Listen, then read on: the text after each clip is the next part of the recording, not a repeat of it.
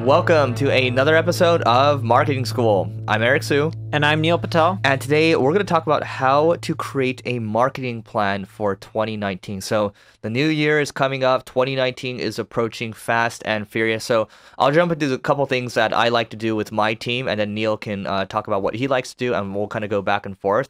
So for me, when we look at our team, I've talked about this book in the past, but the book called Traction, it's the Entrepreneur's Operating System. We've actually rolled that out to our other teams. So let's say our client services team, our internal content team, and what we do, this is every quarter actually. So this happens before the new year. Is we plan for the next year. You know, we talk about all the big issues, we talk about all the rocks that we need to accomplish, and then these rocks are kind of the guiding point for the next quarter. These are the things that we need to get done in the next 90 days. Where we're super focused. And then what we'll also do when we start that offsite meeting is we'll talk about, hey, here's what went well for the last year, right? Because this is basically, we're going into the new year. Here's what went well, here's what needs improvement. And then we'll also have a list of issues, big issues that we want to discuss, things that will make people feel uncomfortable, because growth is uncomfortable, right? So we'll talk about things. There's going to be some tension, heavy debate sometimes, and we'll talk about what needs to happen from a marketing standpoint to continue to grow. You know, what's getting too saturated, what's working, what's not working, what are we seeing other people do. All that kind of stuff happens in a discussion in a room, and you're going back and forth. And I recommend, look, if you have a remote team, do it through Zoom and do it with video on. That way, you guys have some sense of more camaraderie that way. If you already are up and running in marketing and you're generating traffic, if you're going to be planning for the new year, which I hope you are, you should take a look at everything that's worked and figure out how you can scale that up. You should take a look at everything that didn't work in 2018 and ask yourself, why didn't it work out? Ideally, you should be documenting every time a marketing experiment fails, what you guys learned from it, and how you're going to be moving forward. Now that you got these two things out of the way, one of the channels, as I mentioned, is to scale up everything that's worked and double down. The second thing I would plan for is how you can increase the lifetime value of your customers. Marketing is getting more expensive each and every single year. That means you need to optimize for conversions as well as increase how many more people or how much more people are going to be spending on your website.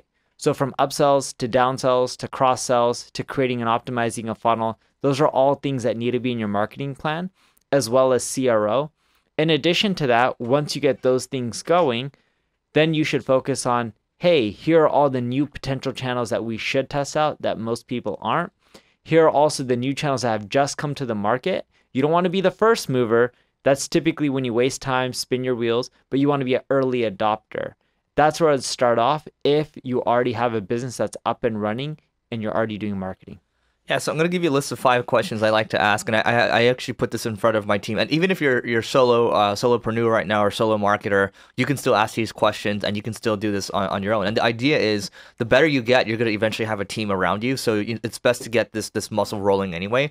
So one thing to ask yourself before the end of the year is, and this doesn't just apply to marketing, but it applies to kind of general business, is what's something I could do that's really extreme, right? So maybe we'll bump our prices up by 10x or whatever. Like, that's kind of extreme, right? Number 2, what could we add to something we already do to make it more extraordinary? So what Neil's talking about is what's something that's working already. So what more can we do to make it even more extraordinary, right? Doubling down, tripling down, quadrupling down on it. Question number 3, what could we strip away from what we already do? So this kind of relates to what Neil's talking about, like, what should you eliminate? Because you can't try to do everything, especially, it doesn't matter how many people you have on your team, you can't try to be everything to everyone. So ideally, Neil and I have talked about in the past, you're focusing on those 1 or 2 channels that work really well for you. Don't try to, just because you see a new channel, try to jump on it. Just because we talk about all these cool things on this podcast doesn't necessarily mean we're doing all of those at the same time. So keep that in mind. Question number 4. What ideas could we take from other industries and apply them to ours? So maybe there's something we see around, ride sharing, for example. Like, I'm picking something obscure, right? How can you apply that to your business? Maybe surge pricing or whatever. I'm just making things up right now. There's always ideas you can pull from other industries and what you see, what things you enjoy. Think about what you can steal ethically and then use it for yourself. The last question I have, question number 5, is what can we steal from competitors and make a slight change to, right? If your competitors are doing something that's productized, a little different, a little novel, what can you pull in and then make it your own, right? You don't necessarily need to make something brand new. You can pull inspiration from different areas and then you're going to have your own little new thing. So that's all I got from my end. Neil, anything else? No, that's it from my end. If you are, or one last thing, if you are a brand new company and you're just starting off marketing, you're trying to plan, there's not much to plan other than take 5 or 6 or 7 or whatever tactics that you're familiar with. Think of it as spaghetti, throw them against the wall, whatever sticks, that's what you should be focusing on next. But if you're starting off and you're brand new to marketing, you're going to have to try quite a few tactics and just test out the waters. They all won't work, most won't, but the one that does work, double down on that. After you get that channel scaled up, then you can expand. But at the beginning, just focus on one if you're brand new. Lastly, as you guys know, we're throwing an event in person for free. If you want to attend, go to marketingschool.io/stats. We'll do this once we hit 1 million listens a month. By you going there, you'll see where we're at. Plus, you can rate, review, share, tell everyone about the podcast, which helps us get there faster. Thanks for listening in. Goodbye.